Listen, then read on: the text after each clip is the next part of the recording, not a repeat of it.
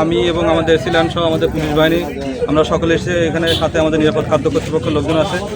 আমরা জনগণকে এইভাবে সচেতন করতে চাই যে বিশেষ করে পবিত্র মাহে রমজানে ইফতার সামগ্রী যেগুলো তৈরি করা সেগুলো যেন নির্দিষ্ট আইন মেনে করা হয়। কেউ যেন বাসি পচা খাবার এগুলো বিক্রি না করতে পারে এবং খাবারগুলো যেন ঢেকে রাখে। আমরা কয়েকটি দোকানে গিয়েছি এবং এখানে দেখা যাচ্ছে যে ম্যাক্সিমাম দোকানে এগুলো মেনে চলছে এবং নিত্য প্রয়োজনীয় জিনিসপত্রের দাম আদিতমারির মহিষকুচা বাজারে সহনীয় পর্যায়ে আছে।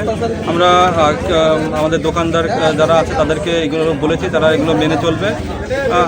আপাতত আমাদের আদিতমারির মহিষকুচা বাজারে নিত্য প্রয়োজনীয় জিনিসপত্রের দাম সহনীয় পর্যায়ে আছে। এখন পর্যন্ত কি কোনো অসাধু ব্যবসায়ী জরিমানা করেছেন?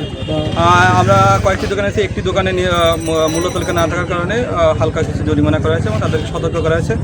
আমরা এই মেসেজটাই দিতে চাই বিশেষ করে জনগণকে এবং যারা দোকান আছে তারা যেন আইন মেনে, কেউ যেন অবৈধভাবে মজুত না করে আইন মেনে তারা ব্যবসা করে। এক্ষেত্রে আমরা প্রশাসন সকল ক্ষেত্রে মনিটরিংয়ের আওতায় রাখবো তাদেরকে এবং এরকম অভিযান আমাদের নিয়মিত।